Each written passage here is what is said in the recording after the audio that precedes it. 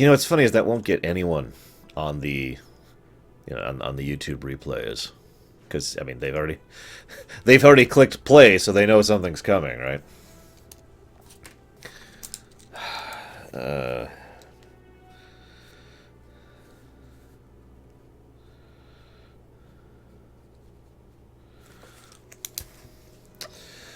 Hi guys. Ah, damn it. Hang on a second. Forgot to readjust for today's lighting. There we go. Alright, so I actually have a couple of topics to toss out before we get to our normal topic. Stuff I don't really feel deserves a full discussion. I do want to mention one thing. It's actually funny to me from my perspective. Every week, of course, I try to throw out the net and see what kind of news I can get. And it's just nerd, geek, etc. news in general. I'm not specifically looking for gaming news or anything like that. And so I'm, some weeks I have basically no news to cover. Like last week was a week where I was like, ugh. And so every now and again, just a topic will occur to me, usually when I'm driving, because my brain just shuts off when I'm driving, because it's so boring. But so I've always got a list of topics. In fact, I had a few for the last 2 weeks, and I kind of tossed out one of them last week. But I still have a couple of topics that I still haven't talked about. 3 of them, actually, that I will probably not be talking about this week because we've actually had, actual news this week. It's weird, huh? I want to share something really quick. Very, very cynical, if that's okay. First, I want to say hi to everyone first. So, hi, Deutsch, Zeiss, Luxia, Bragwin, King Bubble, Ho Ho Ho, Meadfist, Leander, Sean, Micromano, Roximus, of course, Reach, lol, by the way, Takoida, Noble, Darkrai, Miss Proudmore, Mr. Darkness, Permeus, and Zoan. It's not that the drive is boring. That's actually an inaccurate statement. It's more like when I drive, it's on pure autopilot. It's actually very tense because I'm paying attention to everything all the time, constantly. Palpatine, what's up? But it's still very, very doesn't involve my brain, if that makes sense. I'm on pure autopilot. So the rest of my brain is just sitting there like... So I just... My thoughts roam a lot when I'm driving. Where is my desktop? There it is. So... what was I going to say? For those of you not aware, Digital Homicide, I finally feel comfortable actually bringing the company up and not being afraid of being sued for stupid reasons, has actually dropped their lawsuit on individual people in a Steam group for slander and other stupid things and loss of sales, and their lawsuit against Valve. Their stated reasons for doing so is the fact that their company has been destroyed. That's their word, not mine. And that, oh god, our livelihood is lost, and basically trying to portray the language portrays them as if they are the injured party in a series of in a world of bullies that has tried to ruin them. So I'm glad it got dropped. Let me just say that. I really, really am glad that they filed the junction for I forget what it's called. It's like a cancellation of the suit, and the file has been accepted. So thank God for that. I am genuinely, no joking, no whatever. I am genuinely happy that lawsuit and the 3-ring circus of legality and hurting people and ruining their lives for spite and pettiness is not happening. That being said, I rarely tend to say that people have it coming to them. I'm the kind of person I'm going to reach out a hand to you. But these people absolutely have made their bed and are sitting in it. I saw a comment about this, though, I wanted to share with you guys.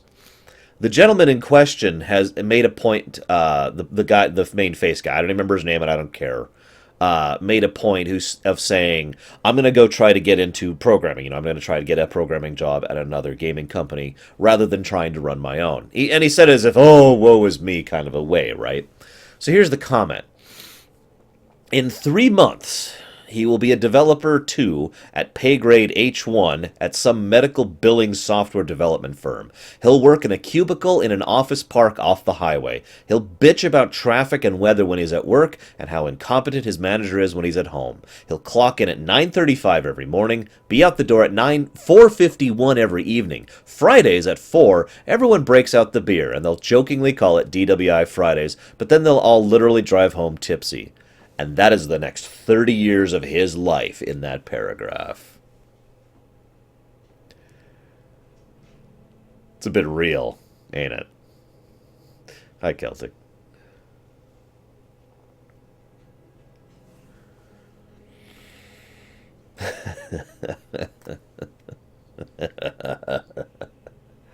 By the way, speaking as someone who's worked at multiple corporations in the tech department in my life, yeah, I have not actually been there, but I have seen that. Enjoy your hail, buddy. The other thing I want to point out, this is speaking about ridiculous, stupid ridiculousness. You've heard about how Fox is trying to sue a YouTuber, right?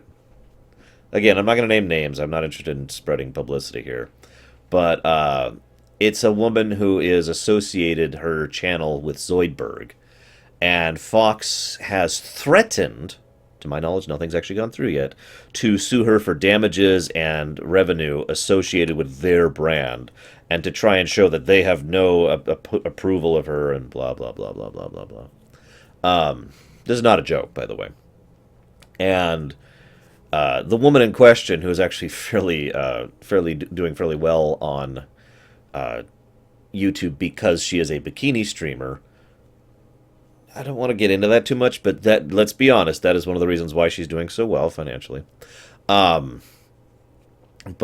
she has basically stated flat out that she has every intention to fight that. We'll see where that goes.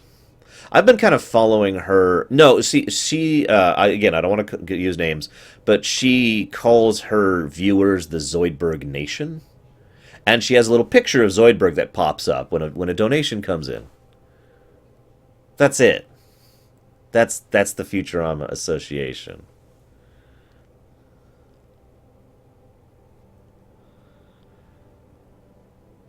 Let me just go ahead and say one thing really quick. On the one hand, I have spoken many times against, the whole bikini boob thing, and how irritated I am that I don't have a Twitch partnership, and probably never will, because I don't have a big enough chest. I do lots of exercises every day. I don't know what else I can do to make it any bigger, guys. But that being said, I do want to make it clear that someone who has actually good content, and I've actually seen some of her stuff, and is not just a pretty face who's trying to sell her body, doesn't really bother me that much that they're doing that. It's just another marketing gimmick, the same as every other marketing gimmick out there, That's just my personal opinion. I know it bothers some people. I know it doesn't bother other people. I don't want to see that, and I will not be watching any more of her content because I don't want to see that. But that's not something that I'm going to be like, I'm not going to shun her for that. Just wanted to toss that out there, because I know that's been a topic lately. One other thing I want to... Well, actually, I want to save that for the real topic, don't I? Yeah, exactly, Reach. Again, if you have real content, sure, whatever, Ugh. But I do! I need man boobs!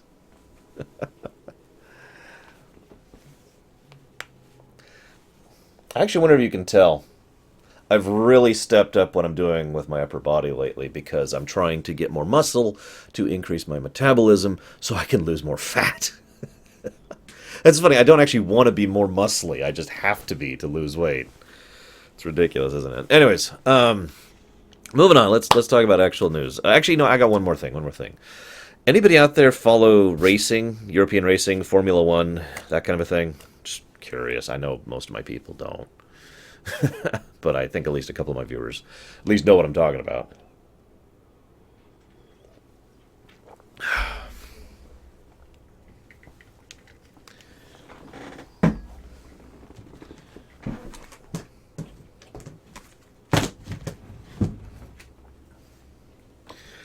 reason I ask this is, how many of you actually know who Kimi Räikkönen is?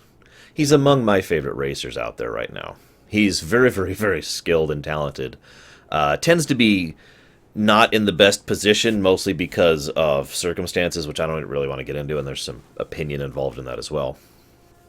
But anyways, Kimi Räikkönen. Lol, meat fist.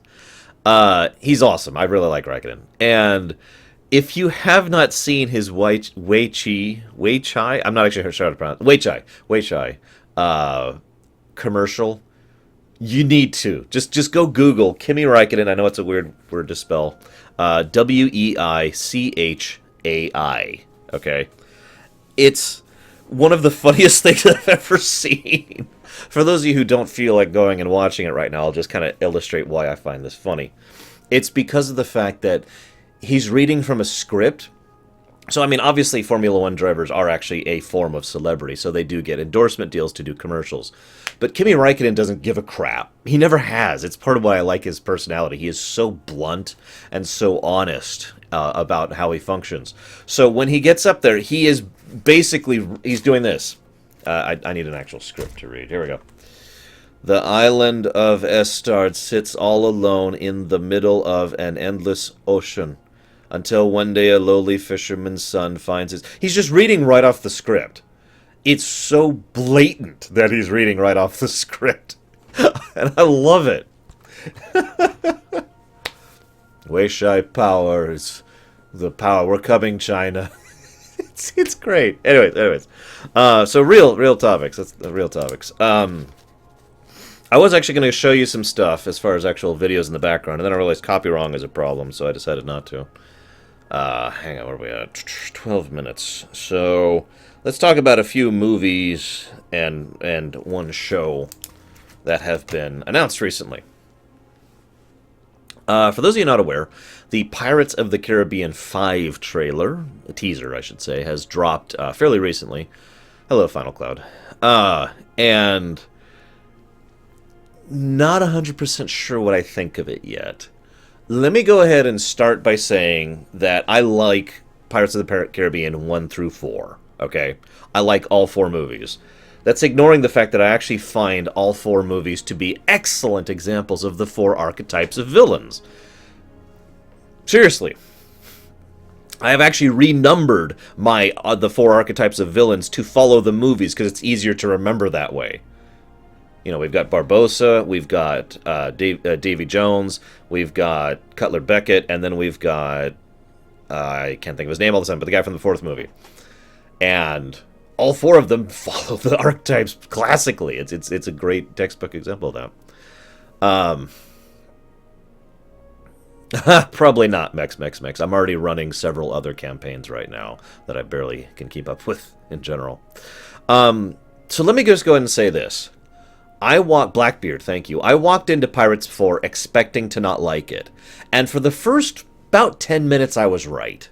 I actually went with a friend, and we both had the same attitude. We're like, we're willing to see it on faith, but we're not expecting anything good. And we walked in, and the first 10 minutes were just kind of dull. And just like, ugh. And then, more or less out of nowhere, the film was like, oh, right, I'm a Pirates film. And suddenly started being a Pirates of the Caribbean film. And all of a sudden, it was good. So, I know this is very, very an unpopular opinion, but I really like Pirates 4. Like, legitimately actually enjoyed the movie. It did some really good stuff. There's some really dumb scenes, I'm not going to lie about that, and it has some pretty big flaws. But it's cool, I like it, I love it. I was blown away, you know. Anyways, point being, I liked 1 through 4, so I'm willing to give 5 a shot on the premise of the fact that 4 wasn't terrible. That being said, the gentleman they have playing Salazar, that has me engaged, because he is a great actor.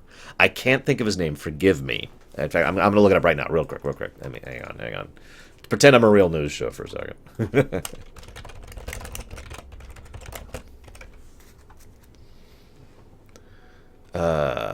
Here it is. Dead Men Tell No Tales. First of all, I really love the effect they have for the dead men. That's something Pirates of the Caribbean has always done pretty well, actually. Unique effects for the for the supernatural. I don't know how to pronounce that. Javier Bardem. I'm going to fail at that. But he is a damn good actor. Most of you remember him from Skyfall, I'm sure. He was the villain in Skyfall. But he is good in basically everything I've seen him in.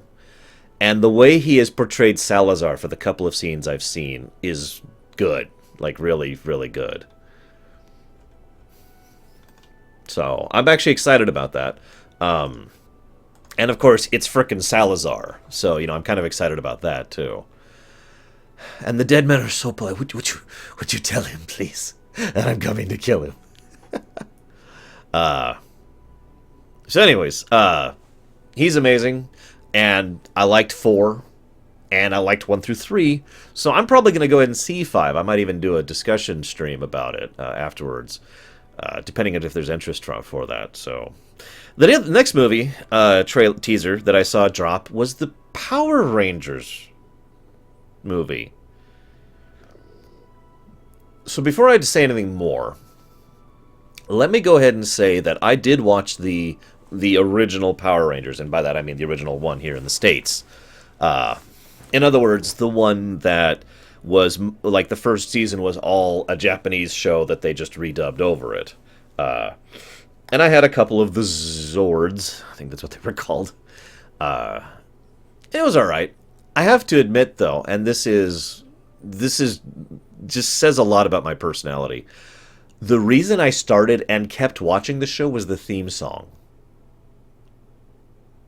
What? I'm a music guy, and I love good music. And I'm sorry, but the theme song for that original Power Rangers show is actually really good, even now. So, we're getting there, Gray. Hang on. So, anyways, now that I've got that out of the way, I'm not a Power Rangers fan. I'll just be honest, guys.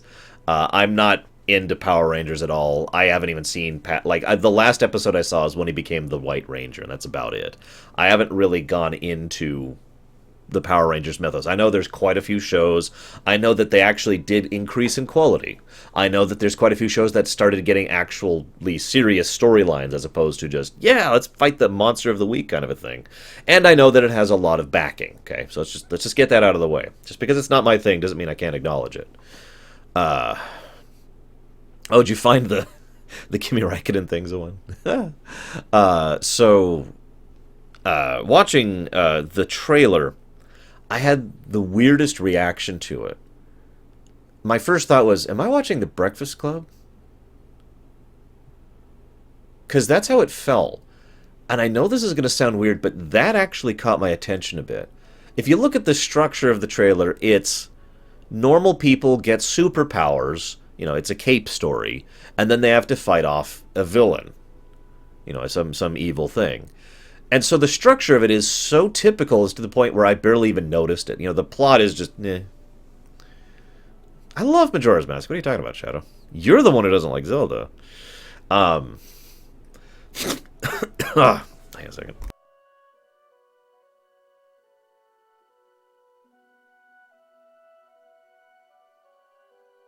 So, the idea of the Breakfast Club twist on the Power Rangers thing actually made me more interested in it than I would have been otherwise.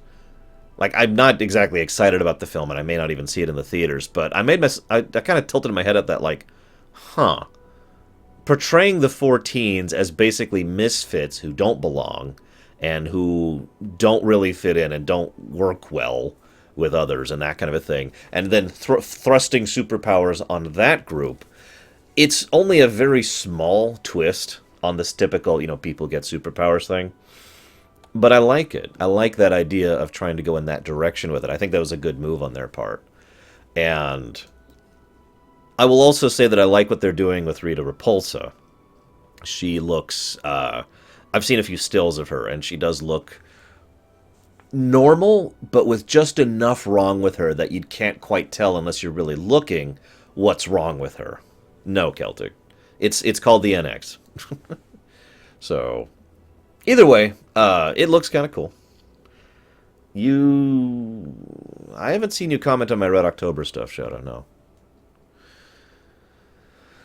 Anywho, That's it. There's one other teaser that came out this last week. Now, Pirates 5, I'll probably go watch that. Power Rangers, I may watch that someday. This next thing, though, is something that I absolutely am going to watch and that I am actually genuinely excited about.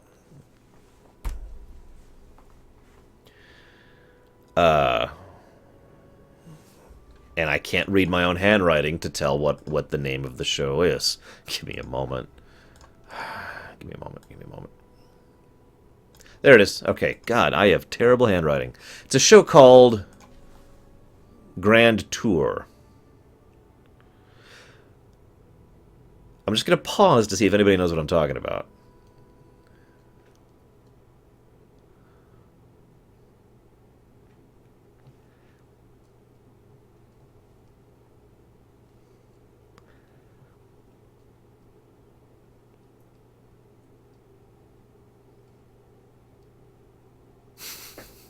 So for those of you not aware, one of my favorite television shows, I'd say at least in the top 10, is a show called Top Gear. The original Top Gear, the BBC Top Gear, the one by Clarkson, Hammond, and May. And they're making a Top Gear 2, because due to circumstances that I could actually talk about in length, the three of them left the BBC. And then they went to Amazon, or Amazon went to them. There's some conflicting stories about that. And they were like, hey, let's make Top Gear 2. And they have to call it something else, of course, because of legal reasons. But it is Top Gear. In every way that matters, this is Top Gear. Usually this is referred to as a spiritual successor. And they released a teaser of the first season, which starts this November, by the way. And it looks amazing. It looks a little scripted, a little more scripted than some of their older stuff. But that doesn't bother me, because it looks like Top Gear, everything I love about Top Gear. It's them being charismatic and funny. There's some, oh my god moments. There's some great cars. There's some interesting, mechanical, technical stuff. There's the challenges, and there's their interactions and dichotomy, or not dichotomy, excuse me, their chemistry with each other. I said this a while ago, and it's funny because at the time I said it, I was the first person who said it, and then like everyone else said it. But I basically said Top Gear is those three guys. So if Clarkson leaves, it will not be Top Gear, because it'll just be the two guys. Now, I said that a long time ago, before Clarkson was actually fired, before the other two showed solidarity, all that stuff. So it's nice to see that I was right.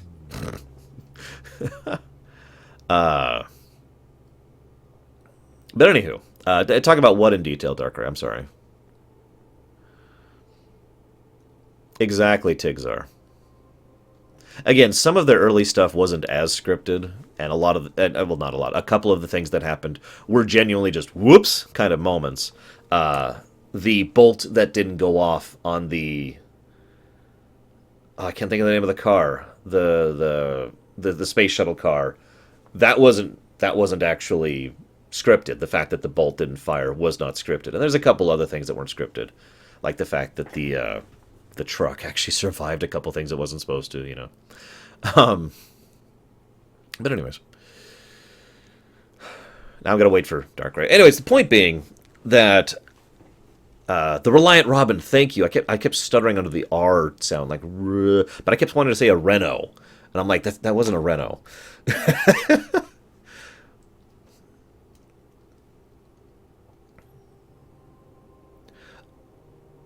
I'm waiting for Darkrai now. Everyone wait. We must wait for Darkrai.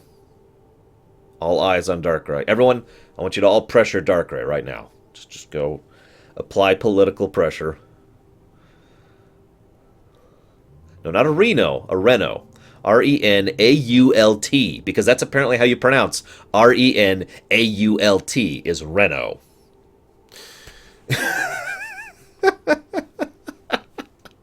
That would be cool, Psychotic. I actually like her driving a lot. She's not that great on camera, if I'm honest. She doesn't have a lot of charisma.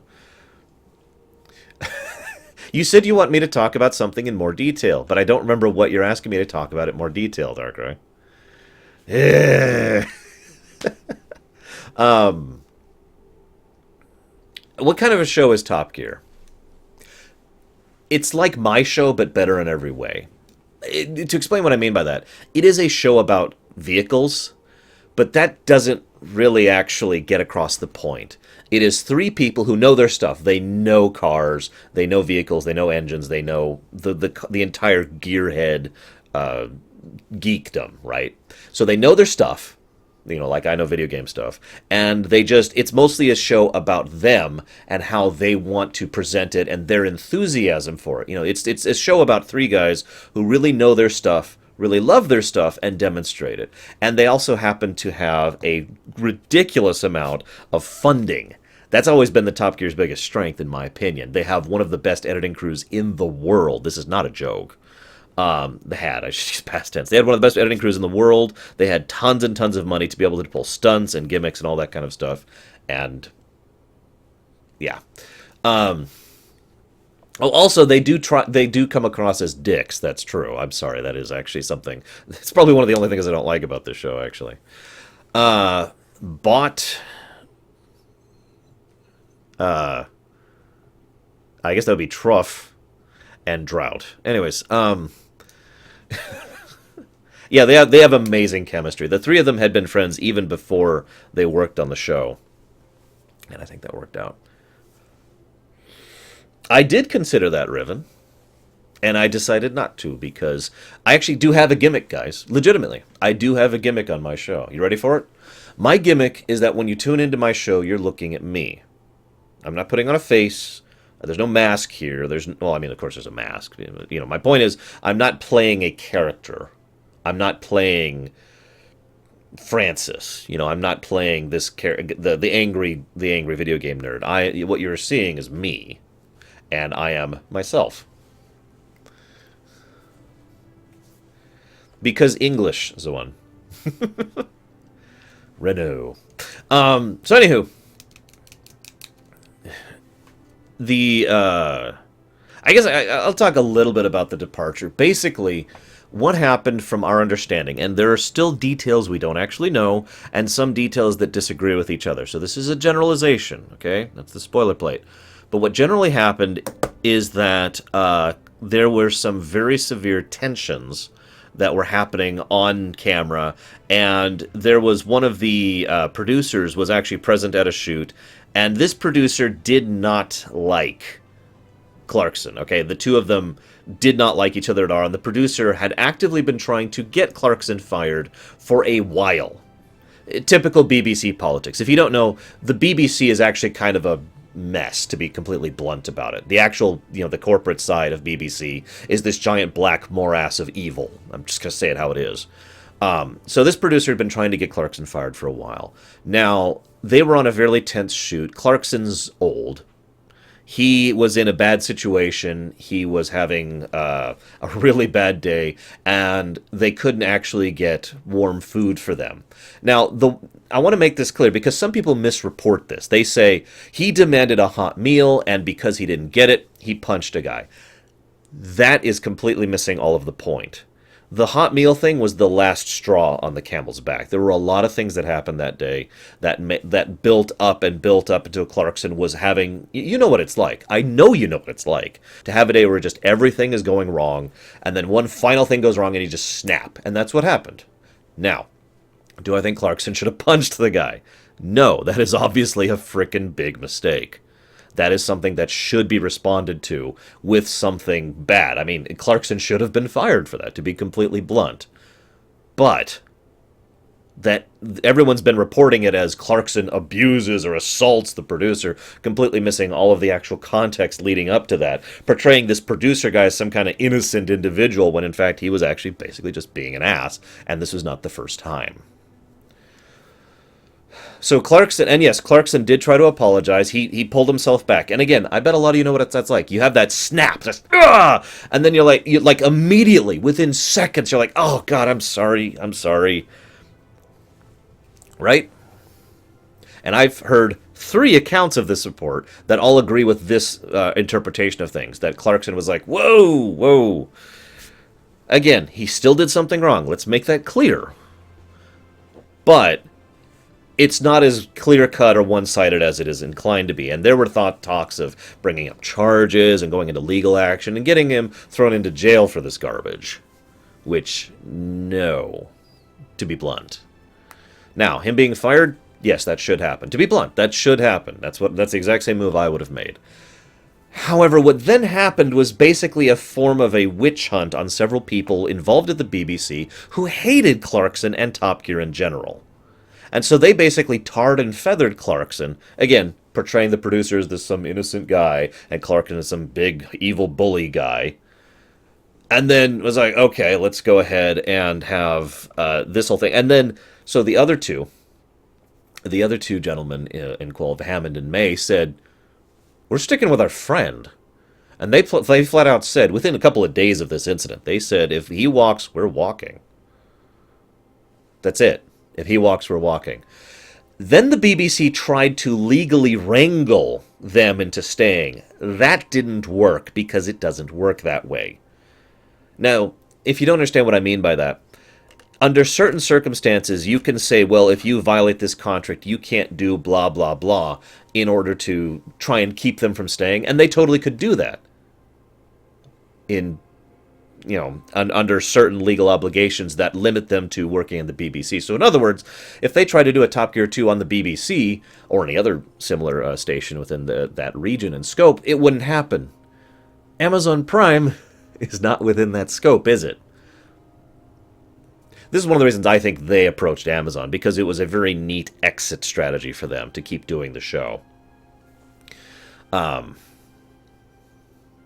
So, yeah. And then there was this whole legal mess about whether or not they were actually going to press charges against Clarkson and all this crap, and Clarkson was like, okay, yeah. And I just want to say one last thing about this. Who's Gordon Brown? Real quick. I mean, if you hate the three of them, that's fine. You're totally allowed your opinion. And they are dicks sometimes. I'm not going to argue that. But I think it'd be more accurate to say that they're British, rather than saying that they're dicks. This is not a slight. This is not racism. In my experience, most British people tend to be more honest than most people here in the States.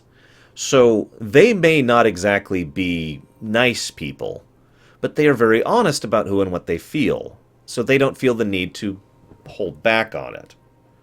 Just my opinion. So, and I actually respect that, of course, because, it's me and I respect honesty, and I would prefer it if you're going to tell me flat out, well, I don't like your face, than trying to smile and nod to my face. I would rather you tell me honestly. It's one of the things I like about British people, actually. So don't take this as an insult, Sean, okay? But I don't remember the specific Gordon Brown thing at all. I'm sorry.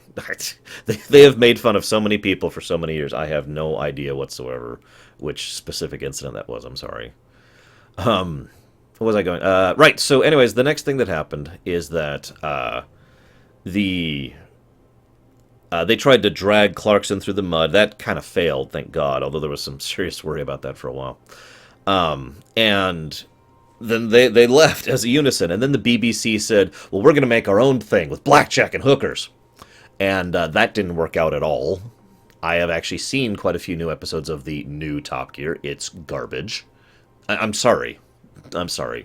In my opinion, it's garbage. Got to add that. I can't actually call it bad quality, but the new presenters have no real charisma, none of the enthusiasm, none of the oomph, none of the flair, none of the interest, nothing good whatsoever, actually. They did get rid of the one gentleman. Thank God. But, yeah.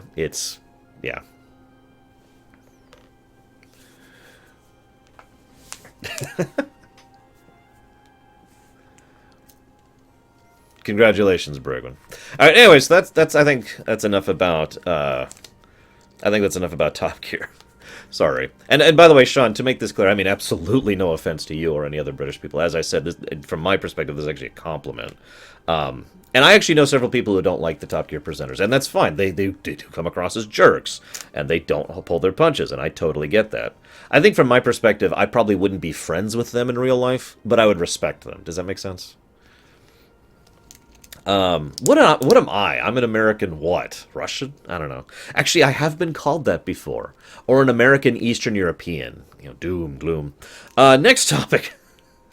God, we spent way too much time talking about nothing. Next topic, next topic.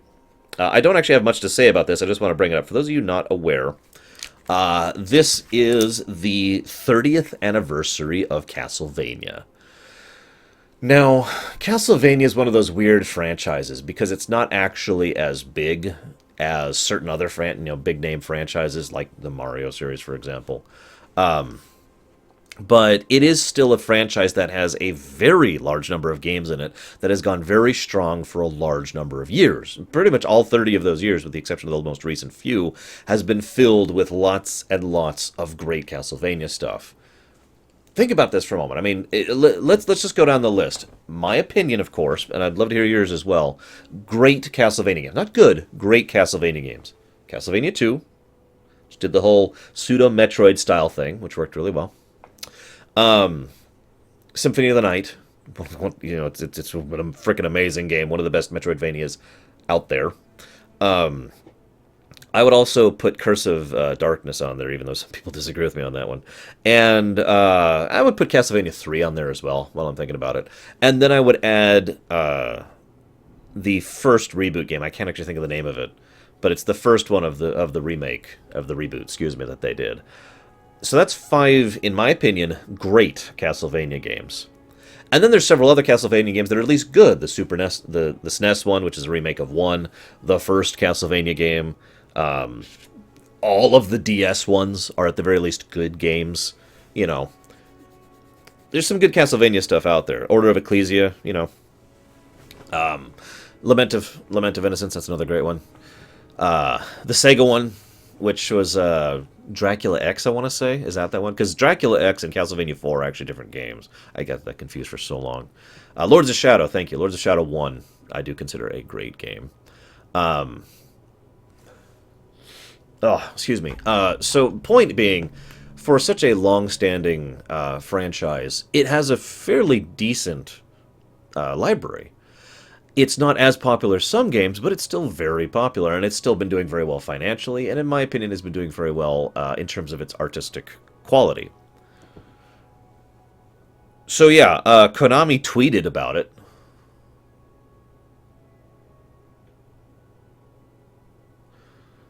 That's it.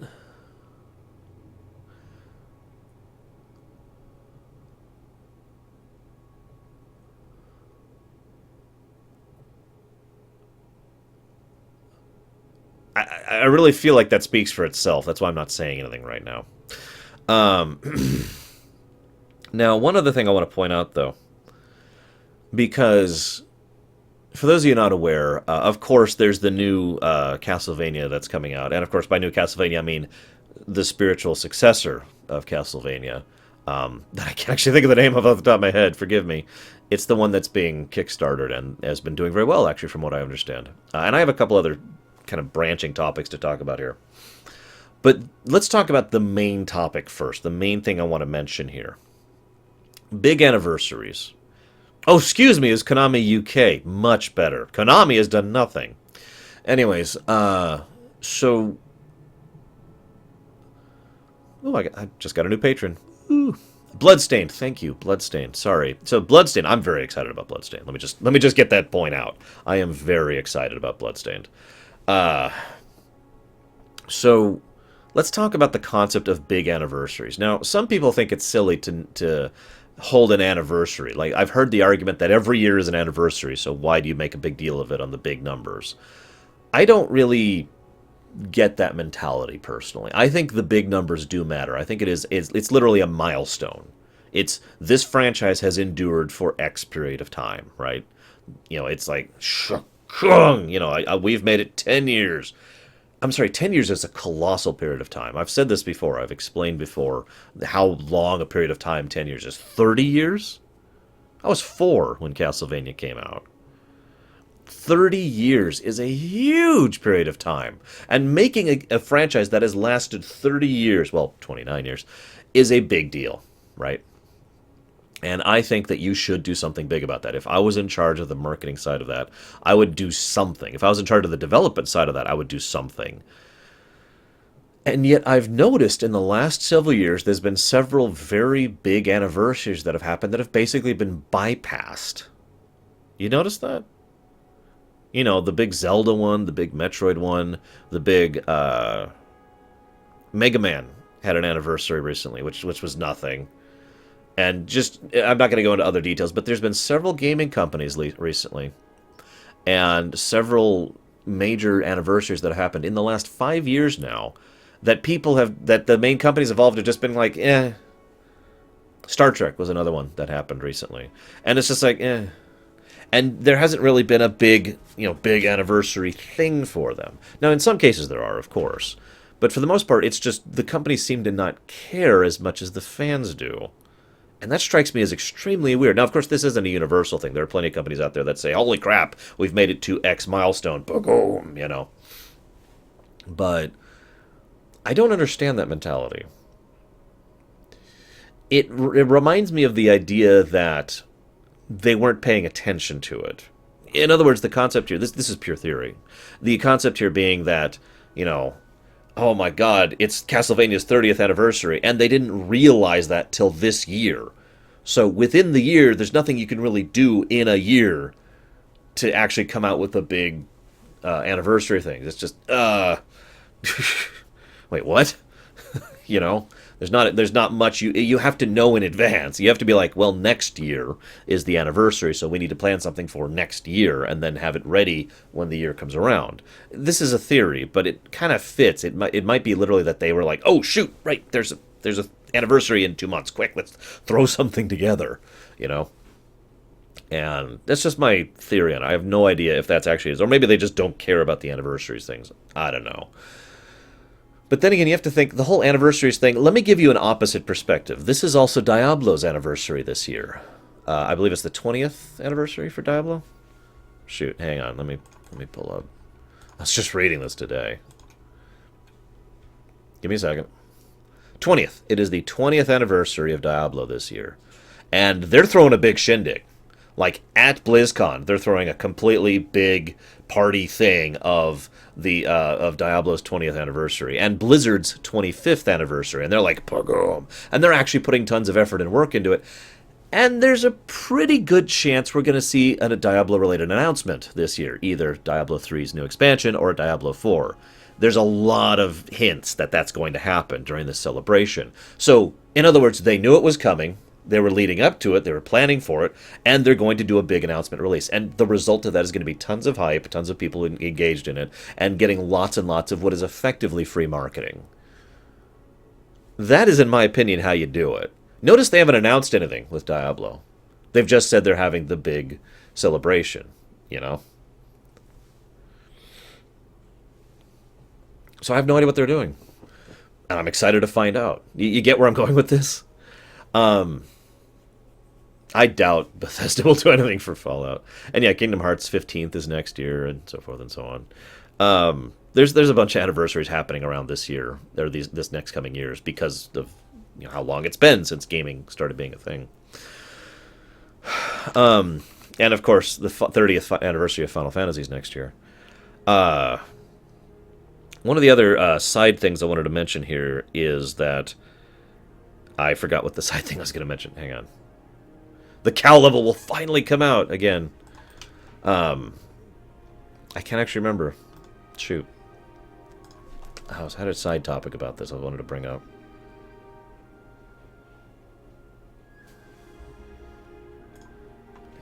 Talking about Castlevania. Oh! That was the side topic. The side topic here is the idea that I've said it before and I've said it again. I've met a lot of managers and a lot of upper management in my life at corporations. And I tend to call them all idiots, but I don't necessarily mean that they're stupid, if that makes sense. It means that their brains don't work right.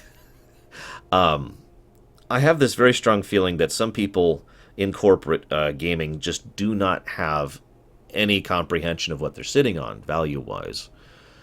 This is the whole... the reason I'm segueing from this is the whole Bloodstained thing. the way that I can't think of his name. Also, the guy who's in charge of the Bloodstained project, the Castlevania guy, the Soten guy. Uh, he's trying to make a big deal about it. He actually wishes, in an interview I saw recently, he wishes that he could have actually come out with Bloodstained this year for the anniversary, but obviously he can't. He'd rather make a complete full game, and in fact, it'll probably be a couple more years before he actually comes out with it.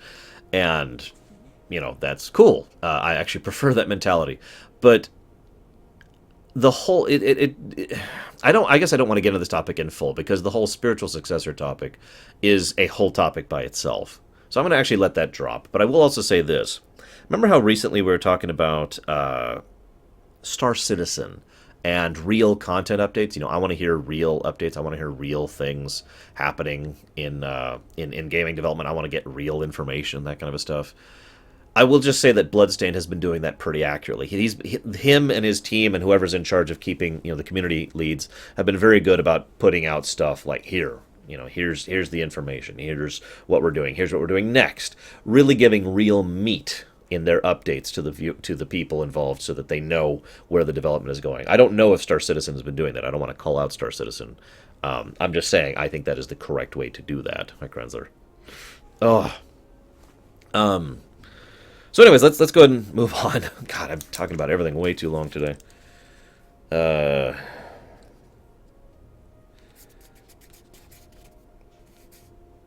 They're adding Brawl mode to Heroes of the Storm. I'm not even going to put a timestamp for this. They're adding a Brawl mode to Heroes of the Storm. It's not quite what several of us have predicted when we were going through Dota 2. You remember that? We were like, oh man, if they had arcade mode to Heroes of the Storm, that would make Heroes of the Storm amazing. But it's leaning that way.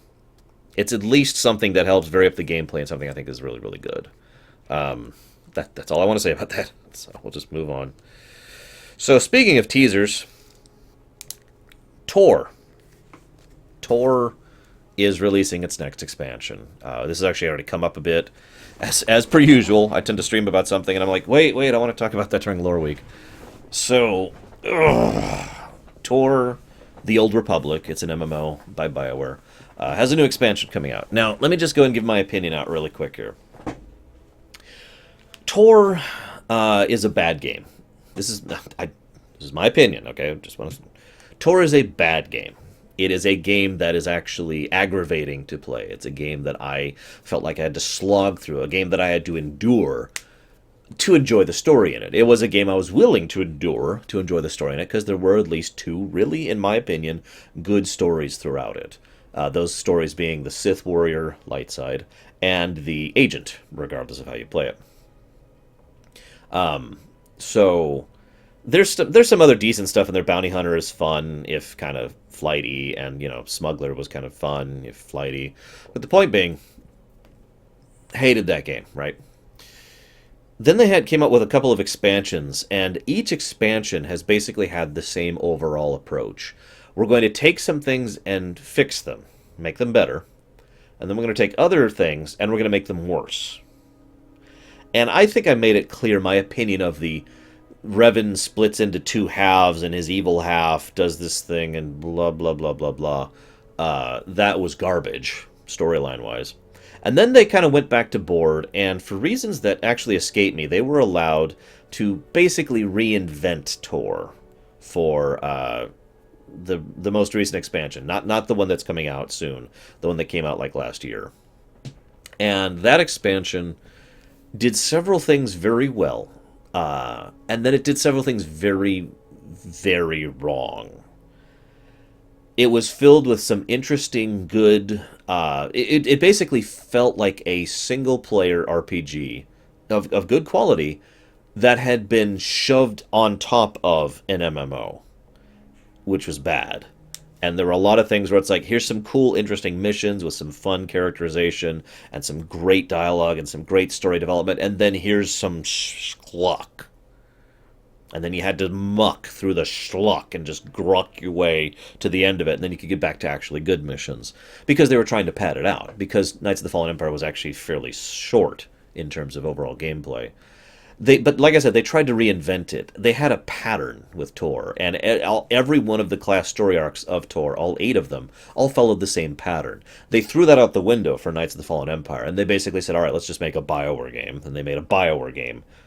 And then they added the gray paste on top of it. So that was my biggest problem with Knights of the Fallen Empire. I'm not going to spoil Knights of the Fallen Empire, but let's just say there's also a couple of plot developments that were ridiculous. Then, then we've got this new one. So they've released the teaser, which is actually quite well done. It follows the third son of Emperor Valkorion. And by son, of course, I mean daughter. And it's going to be, it's continuing the story. It's continuing from where we left off. And several of the major characters are still carrying forward from Knights of the Fallen Empire, which themselves came from Tor. And they've got a few other major developments they're going with. But it basically feels like just another expansion. It's the next chapter of the story. My thoughts on this are weird, because at this point, they are effectively making a single-player RPG, which is aggravating to play or requires a subscription. Now, the way I said that probably gets across the point, but let me explain. The question could be meaningfully asked, why not just make it a single-player RPG? Knights of the Fallen Empire and the new one are effectively a single-player RPG. They just have MMO elements in it and some bad gameplay and all that fun stuff. But in terms of the actual structure of the games, with the exception of the gray paste, they are single-player RPGs. So why marry them to this MMO format? Because they're making more money this way. They have actively made the games, and this has been true ever since Tor went free to play. They have actually made the games aggravating to play unless you either drop a lot of money on the store or just subscribe. And they're making more money through the subscriptions. And I've looked into the the actual financial figures on this. Forgive me for not having them in front of me right now. But they have made it so that they are actually making more money than they would if they, theoretically I should say, than they would if they released it as a single-player game. Now, I say theoretically because that presumes something. That presumes their player base wouldn't change. So for every active person who is currently playing Tor, if they had not done that, and they had instead released, Tor 2 or whatever, and it's a single-player RPG, you say that, Riven. Watch what you say, Riven. Trust me. But anyways, now I've lost my train of thought. Hang on. What was I just saying? All right. It presumes it's the same player base. So if the existing player base all bought a game once for the single-player game and then played through it, they would be making less money as they are now by having that same player base play the MMO. Now, whether that's a fallacy or not, I actually don't know. I cannot predict that. The only way that a single-player game would actually be more financially feasible is if it had a larger audience. If it actually reached out to a much larger player base and many more people were willing to buy, Tor 2, or whatever you want to call it. I don't know if that's true. I don't know if it would sell more. See, on the one hand, you might be like, well, they just call it KOTOR 3 and everyone would buy it. And I'm sure that is true to some extent or another. But remember, KOTOR 3 doesn't exist in the way that we all think of it as. KOTOR 3 is Tor. It's a harsh truth, but it's there. Tor is KOTOR 3. The developers themselves, the writers themselves have said that Tor is KOTOR 3. They think of Tor as KOTOR 3. The KOTOR 3 we all want will never happen. It would involve erasing Tor. So if they were to release KOTOR 3 and try to sell it just on name brand recognition, that might work. But then people will look at it and be like, well, what's this? And on top of that, the brand is damaged at this point in time because of Tor. So again, on the one hand, people would be like, oh man, I can't wait to, if they made KOTOR 3, I'd buy it in a heartbeat. Except if they actually released this new expansion, whatever it's called, I don't even remember, and they said this is KOTOR 3 and released it as single player, That's not necessarily true, is it? That all the people who are like, oh, I would buy KOTOR 3 would buy that. Let's make this clear. I'm not actually defending them. I'm not actually defending their mindset. And I do think that what they're doing is wrong. And I can explain why. Wrong even financially. What they are doing is they are slowly gaining a further increasing share of a shrinking market. What they are doing is they are stating that there is no way that they could ever turn the TOR or the KOTOR line into something long-term fiscally valuable, and therefore it's a dead brand. Yeah, it's the brand is killed. There's no saving it at this point. So the best thing we could do is wring whatever money we can out of it before we finally shut it down. That is their mentality, and that is provably wrong. There is no such thing as a dead brand. There have been too many times and too many examples of brands in terms of games, in terms of movies, in terms of shows, in terms of books, in terms of theater, where a brand has been dead and then been revitalized. So it is entirely within feasibility that they could turn around and say, okay, let's go ahead and shelve things, start anew. Anybody out there who watches, who reads comics, knows what I'm talking about brands being destroyed and then being remade. You know what I'm talking about. And if you don't, trust me about with regards to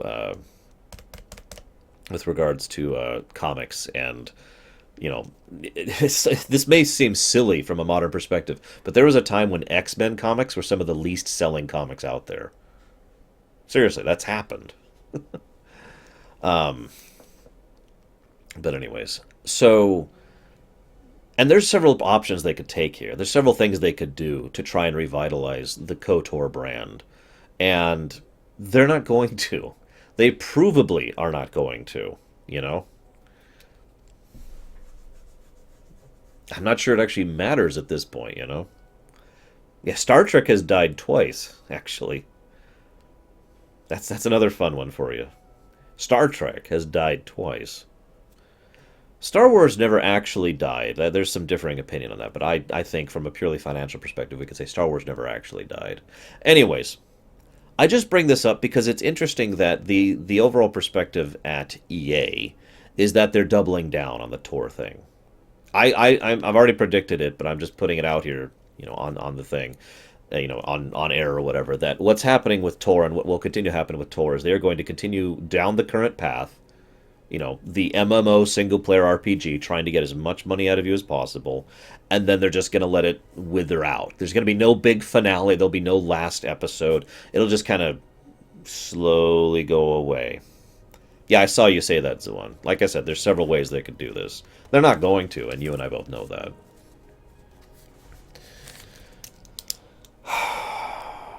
Let's talk about Valve.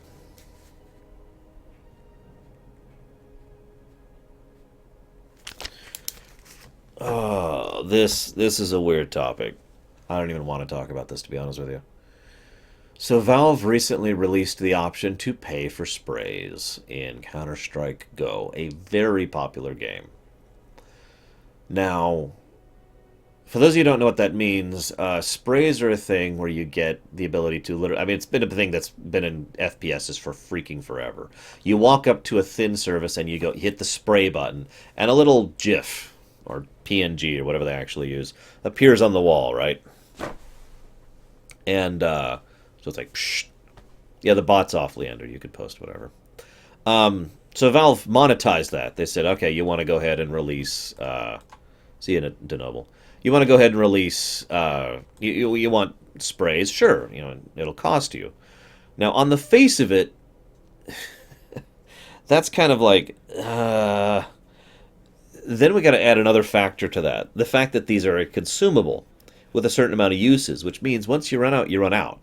If you want to keep using your spray, you need to spend more money. You purchase per sprays, basically. Now, there's actually a lot of things to be said about what's a seemingly simple topic like this.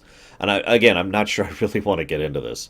But one of my favorite things I want to talk about is a commenter about this policy I don't even remember which medium it was on. I don't remember where I saw this comment.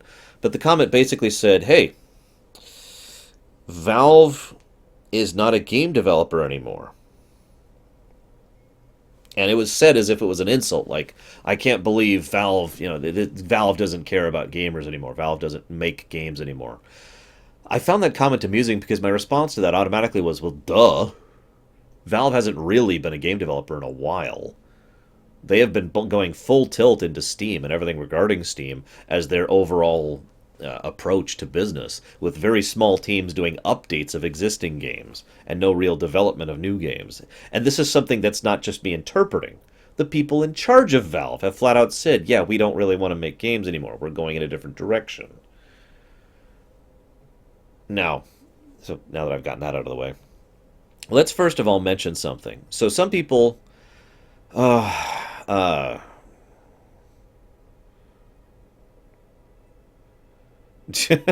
yeah, Reach. Uh, there's actually, again, there's surprisingly a large amount of things to say about this stupid spray thing. So some people think, well, this is purely cosmetic, and paying for a purely cosmetic thing is okay. And that's a particular perspective on it that certain people have, and they think that, if you really want to spray that much, then maybe you should be spending money each time you do it. Then there's the perspective of, I don't want to spend additional money on the game, period. Any DLC is bad. Any microtransaction is bad. Whether or not that qualifies as true or not, again, is a matter of opinion. As I said, the very term DLC, the very term microtransactions, have been damaged by years of companies abusing the concepts. Do keep in mind that, and I stand firm in this, there's nothing wrong with the concept of a DLC, and there's nothing wrong with the concept of microtransaction. It is the fact that the very concepts of them have been abused to hell and back that makes those concepts damaged. So again, the idea is that some people are just against all DLCs and all microtransactions and all, there's a few other things I could go into, simply because the term itself automatically equates a negative thing in their mind. Then there's the people who have the one's perspective.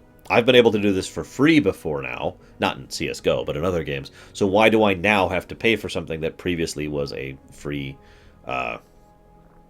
for a free service? Why is this suddenly something that is going to be a cost? What has changed? Then there's the perspective of the fact that these are not a cosmetic thing. There is a tactical advantage to sprays. Now, your response to that sentence probably says a lot about what you know about CSGO and games like that in general. But for those of you not aware, sprays do actually have tactical benefit. This is not a joke. The transparency thing might be a bug that might get fixed. We don't actually know about that yet, to my knowledge. But there's a fairly common tactic. I'll use Team Fortress 2 as an example. A fairly common tactic in Team Fortress 2 was to have a custom spray that was an attractive woman. Nothing pornographic. Just an attractive-looking woman looking attractive, like a pinup kind of an image. And you'd spray that somewhere, and then you'd back off and wait. And then someone would go by and go, huh? And if you've played Team Fortress 2, it only takes a second. 1 second of distraction to move in and get a kill. So even if they just go, oh, what's that? That's a sufficient distraction to run up and stab, right? Furthermore, you can use sprays to do a form of metagaming, which I'm not going to get into. And so the other thing I referenced earlier, right now sprays are not transparent. In other words, if I put a spray on a window, you can't see me through this window. I'm hiding behind my own spray. And there's other things too. I'm not going to go into all the different things that sprays can, but the point is, sprays, basically Darkrai. Sprays actually do have a tactical benefit. This is just true. It's part of the metagame, and it's something that should be acknowledged for a game that has so much competitive play to it, right? So, the idea then is now, all of a sudden, is you're paying for an advantage. And even that branches off. Some people think you should be able to pay for an advantage, and some people think you shouldn't. Now, I know that sounds weird, but let me ask you something. I know most of my viewers do not actually understand this concept, so forgive me, but Formula One, okay? Let's go back to Formula One for a second. Formula One, the best drivers do not necessarily win. Many of the drivers out there, the really good drivers, are the ones who get third or fifth or sixth. The reason why is because the people who get in first are the people with the better car. In other words, if we break it down, the people who tend to win Formula One are the people who spend more money on it. They have paid to win. Now, whether that's acceptable or not, that's a judgment call. No one gets the right to just say that's right or wrong. Yeah, Alonso is a great driver. Button is a great driver. Raikkonen is a great driver. But the people who are in front are the people who have the most money to spend on the best vehicles. And there are people out there, and I've heard this, who defend that. Who look at that and say that is acceptable. That is what should be. You should be able to spend more money on a better thing. Now, what Takoida points out is part of the argument of that. And again, I don't want to get into whether that's right or wrong. That's not the point. That's your decision. I'm not here to tell you if it is right or wrong. What I'm here to tell you is that the concept of paying to get an advantage is not necessarily a bad thing in everyone's minds, regardless of its application.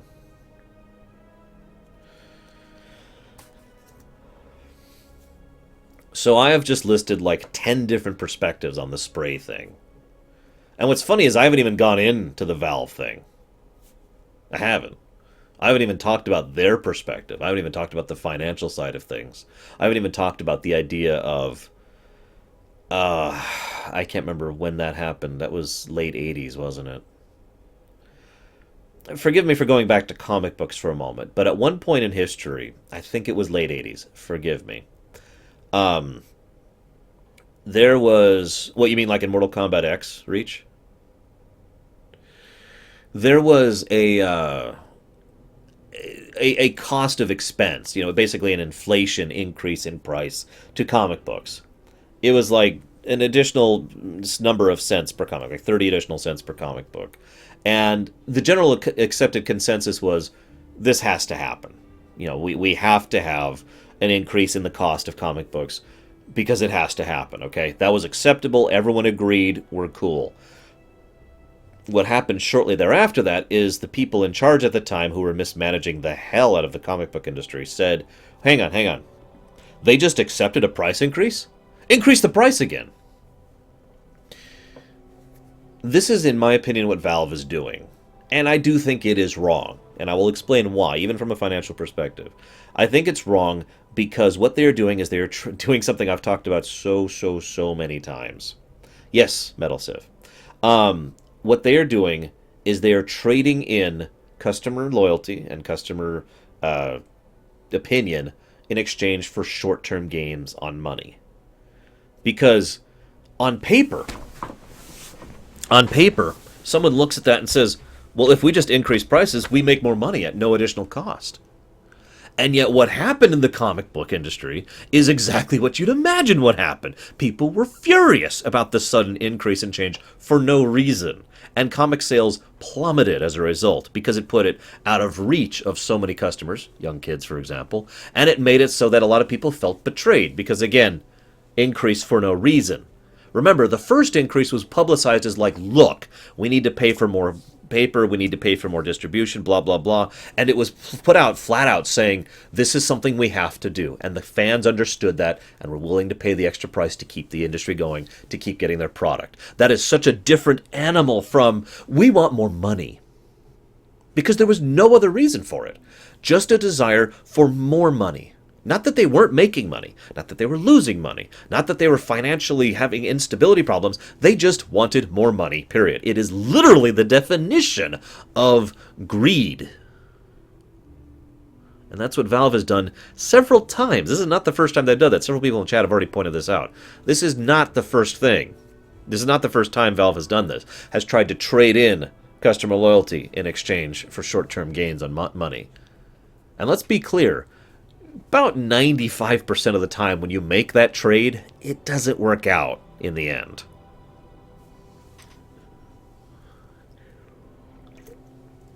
Because what you are doing is shrinking your market. What you're doing is making it more difficult to get more market, to increase your market in the future. So you're losing customers and making it harder to gain or regain customers. Make sense?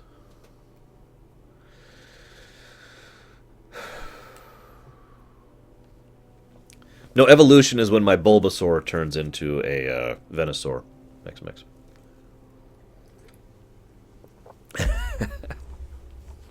And that's the reason I use that comic book example is if Valve came out and was like, look, we're having trouble financially right now. We need to try and increase sales. We're going to add a price to this thing to try and help drum up sales and help keep us financially solvent.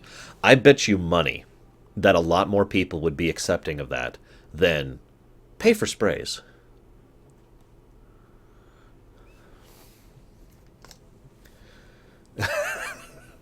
Actually, yeah, Zolan. That's a good way to put that.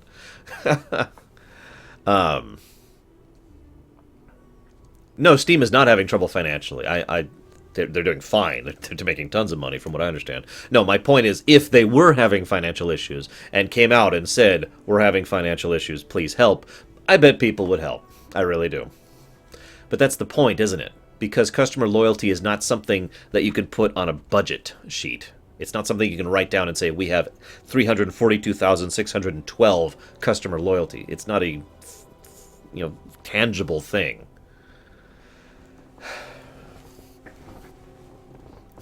True, Leander. True. But you get my point. The point I'm trying to make is that the intangible point of this thing is ridiculous.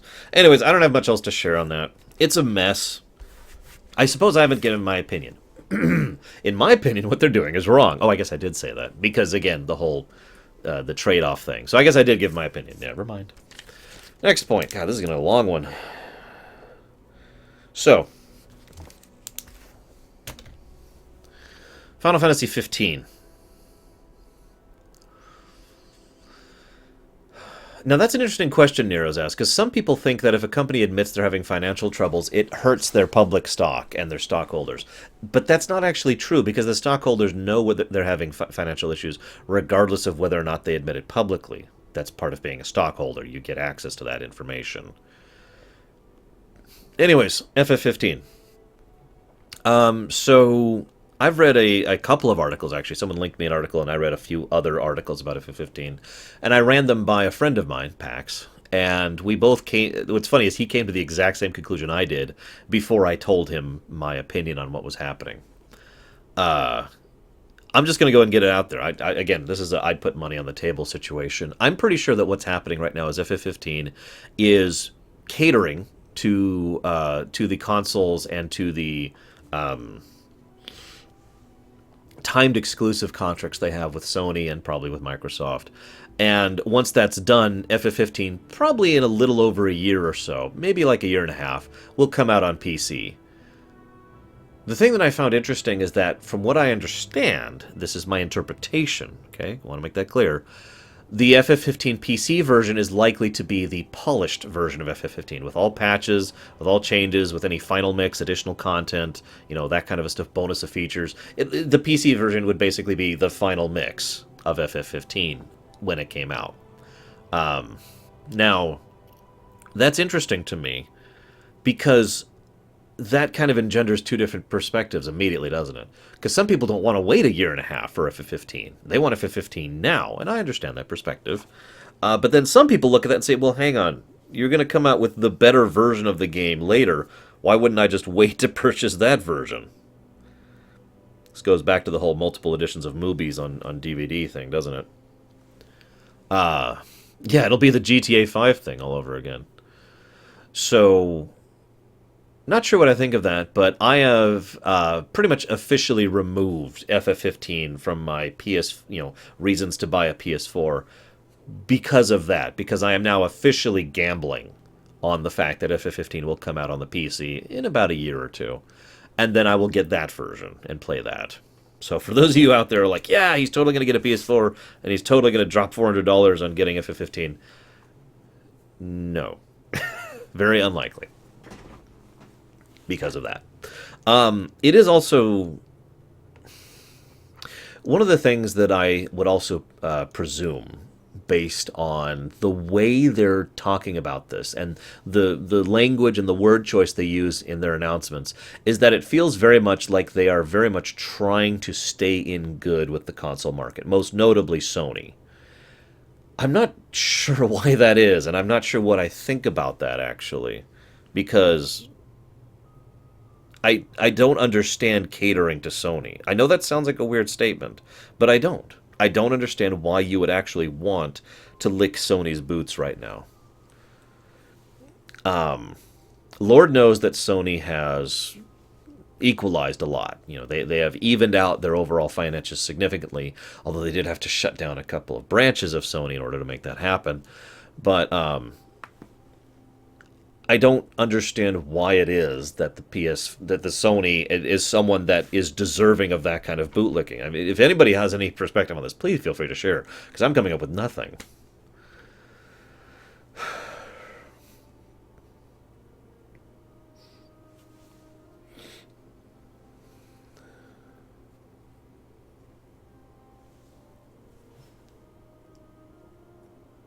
I guess, Dakota?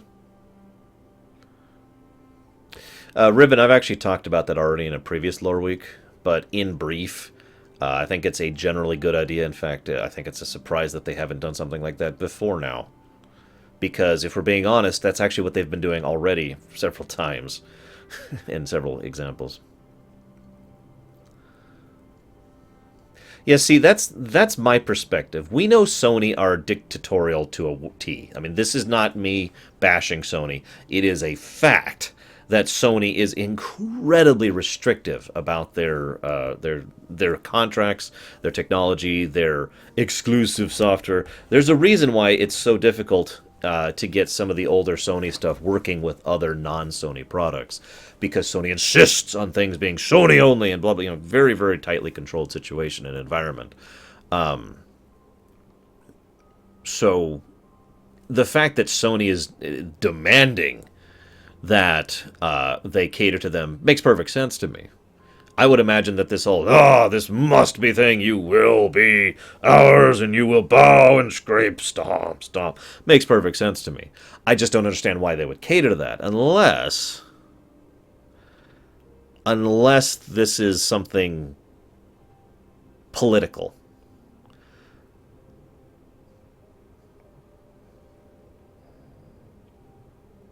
In other words, this is pure theory, but it's the only thing I could think of that would actually make sense to me, is that if the people who are in charge of Sony, the people who actually are the people making decisions at Sony, are people who have influence, and therefore are not literally financially controlling, are not the bosses of, but are expressing their political influence over other companies to ensure that other companies cater to them. And this is Japan we're talking about, and their political infrastructure is a little different than several other countries. And yeah, I could see that happening. Anyways, I don't actually have much else to share about that. I got one last thing to talk about today. What's the timestamp? Routine looks like.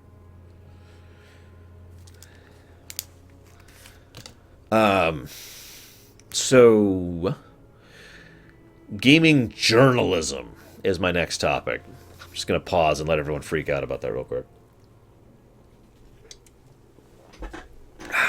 You know what? I think I'll have a piece of watermelon while I wait. Go ahead and freak out, guys. It's okay. Woo! Almost dropped my watermelon. Anyone want some watermelon?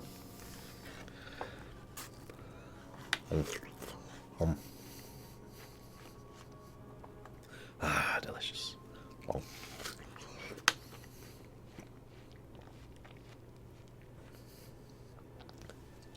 Oh.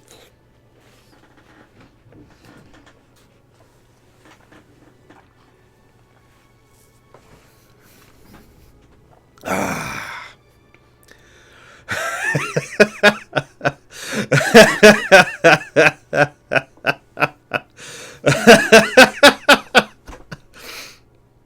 I'm loving the I'm loving the chat. No, actually, this is a really simple topic, guys. I want you to presume something for a moment, okay? I want you to presume for a moment, hey, Letterallis, that Uh, let's assume that you work at a games journalist company, right? And let's say that you have never played a Kirby game, like, ever, except for, like, the first Kirby game.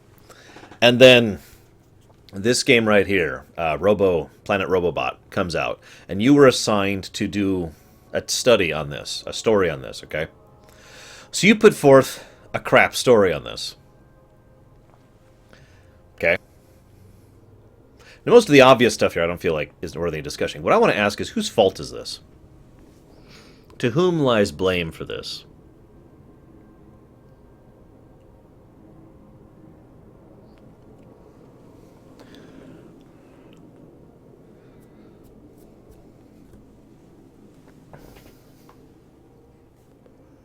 This sounds like a weird question, I'm sure, but is it the fault of the company for assigning the wrong person the job? Is it the fault of the actual individual who does it because he hasn't actually played those games? Is it the fault of the individual who did it for not going to his bosses and saying, hey, I've never played the Kirby games. You need to reassign me? Where does the blame lie on that one? And I find this to be an interesting question because, of course, this relies on information we don't have. But for those of you not aware, someone at a company I'm not even going to name had an idiot who is not a Kingdom Hearts fan or hasn't really played the Kingdom Hearts series be the guy doing the take on Kingdom Hearts 2.8 at the Tokyo Game Show recently. Now, I've read this whole thing twice. It's hilarious, by the way. And terrible. And I use that Kirby example because I think that really gets across the point very well. I actually thought about that specific very carefully. Because what you're looking through here is the perspective of an idiot, a moron, who has no idea what he's talking about, and is and I have to wonder, I mean, it's the Tokyo Game Show. It's a fairly big event. You probably want to put someone who actually has a frickin' brain and actually knows the Kingdom Hearts series onto this topic. So, again, whether or not it's the writer's fault, which is Ron Dewell, I don't mind giving his name out, or the company's fault, but reading this is great.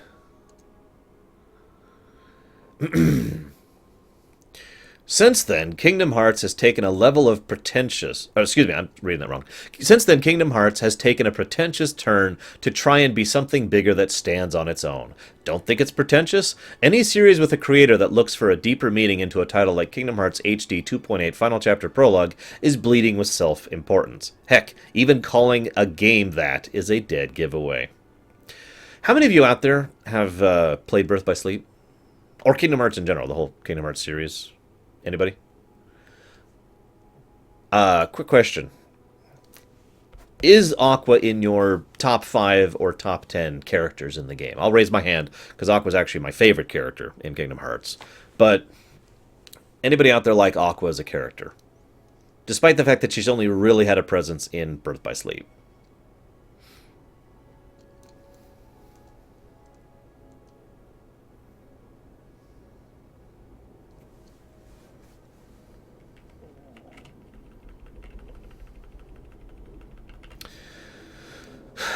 In the Birth by Sleep chapter, I controlled a girl who maybe the fans know.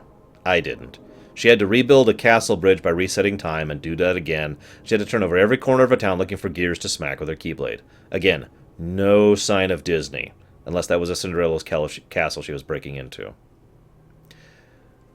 That's pretty much the full extent of what he has to say about the 2.8 thing with regards to Aqua.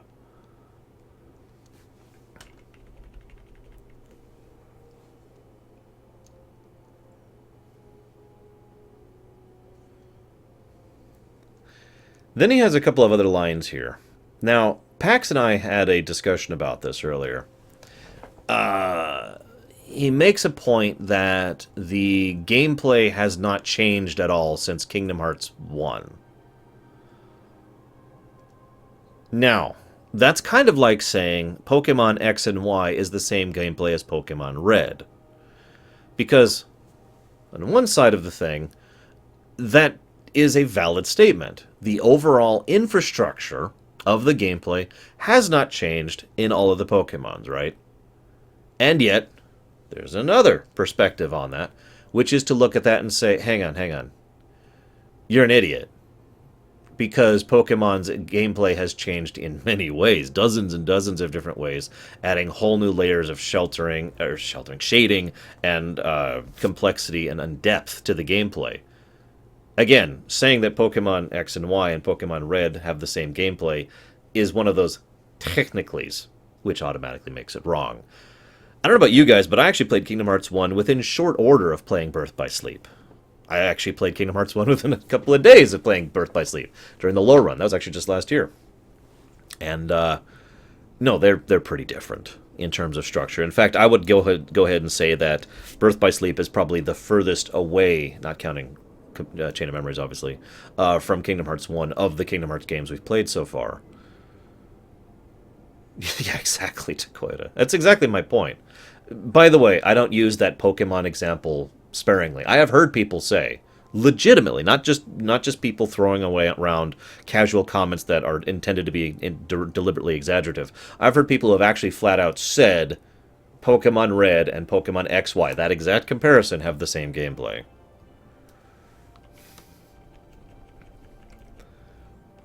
Now, to go ahead and be 100% honest, several of the things this guy bitches about in his article are valid complaints. The name is a big example of that. But that's not the point of this. That's basically trying to pull out kernels of decency in a giant pile of crap. That's valid. Okay, I'm not going to argue that. But again, this brings me back to gaming journalism. And I have a theory, guys. You ready for this? I admit this theory only comes from a perspective of someone who basically doesn't pay attention to gaming journalism. But looking at sites like IGN, Kotaku, if you could even call that, this site, and there's a couple others I don't feel like naming. Why is it that gaming journalism is basically something that feels like a throwaway now? Like something that should happen, something that should be something that is continued, but not something to spend actual work on. Not something to do well, just something to be churned out. Now, I have an answer to this, and that's the fact that journalism, in general, has been doing that for decades. This is not new. It's just, in my opinion, it's becoming more prolific in gaming journalism because gaming journalism is becoming more mainstream and therefore being consumed by more of the commonly accepted norms of the journalism industry in general. Because, again, the journalism industry has been doing this kind of crap for, hell, as long as I can remember, really. The idea of... How many times have you heard the concept of a newspaper, back when newspapers were the news thing, where they would print a big, obvious article that was wrong, and proven wrong, and so they legally had to write a retraction or whatever, I forget what it's actually called. And so, front page, behold this horrible thing, and then on page 4, here's the retraction, a couple weeks later. This is not new. That's my point. This is just another example of why I try to ignore journalism as much as possible. It's one of the reasons why I try very hard not to consider myself a journalist, even though by some definitions of the word I do apply. This is also why I tend to be blunt and myself when I talk about things during the Loreweek every week, and why I try to have no problem, admittedly, I'm a human being who's flawed as just as everyone, but when I make a mistake, I try to own up to it and say, oh, hey, I screwed up on this one, I'm sorry, guys. As opposed to, okay, by the way, I was totally wrong with that thing. So anyways, I mean, God's sakes, PC Gamer, that's another example of that crap.